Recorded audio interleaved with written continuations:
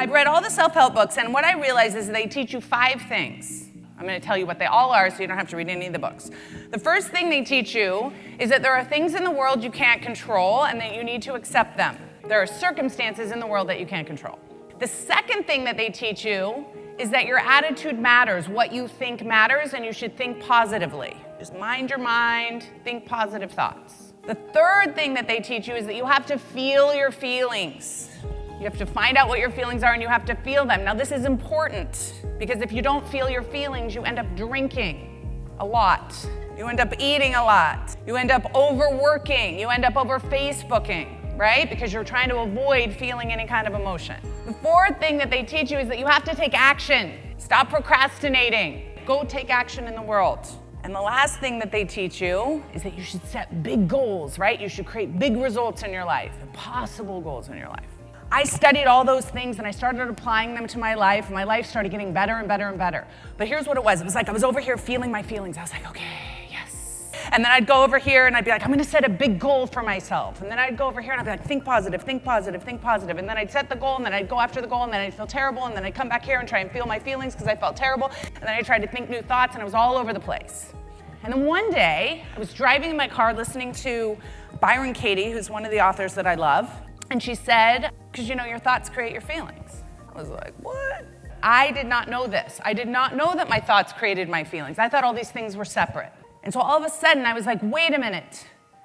All these feelings that I've been practicing feeling, I can change them if I change what I'm thinking. What else don't I know? So I went back and I took those 5 things and I tried to figure out how do they all go together. Circumstances, these are the things we can't control, remember? This is what I figured out. All these things we can't control trigger our thoughts. Now think about this, you guys. All of the circumstances, everything out there in the world means nothing. It doesn't cause us any feelings or anything until we have a thought about it. We make it mean something, right? Then we have thoughts, and then our thoughts cause our feelings. Our feelings drive our actions, and our actions create our results. So this became my self-coaching model. When I started figuring out how everything went together, what I realized is that there's nothing in the world that isn't one of these things. There is nothing that doesn't fit into the model.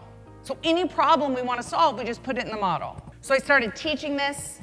I started applying it to myself.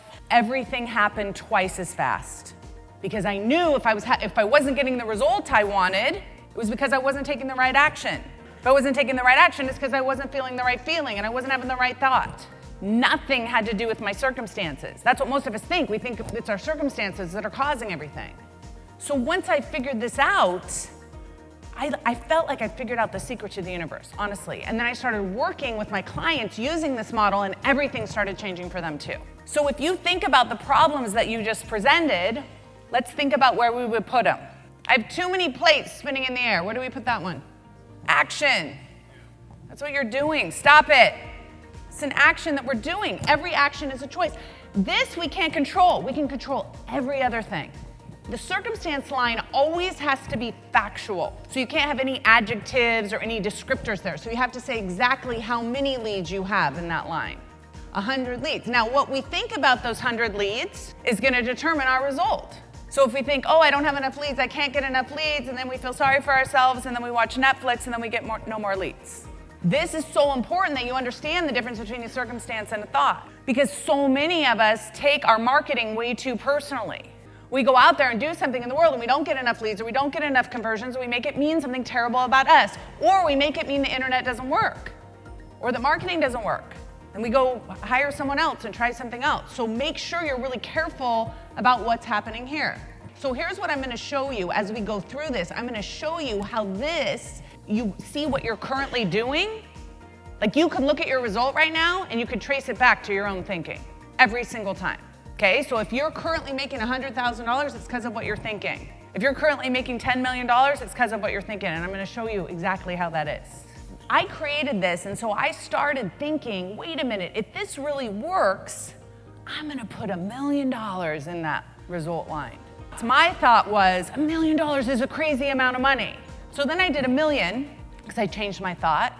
So then I decided, wait a minute, let's just put 10 million in there. And now I've decided that 100 million, I'll put 100 million in there. Now here's what happened. As soon as I said I want to make $100 million in the result line, And I started talking about making 100. I started telling y'all about it, right?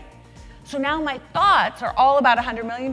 So I've normalized it in my own brain. So now I start thinking like a person who's creating $100 million thinks. There's no doubt in my mind that I will be up here one day telling y'all how to make $100 million a year. So fun, right? You have to understand this for yourself.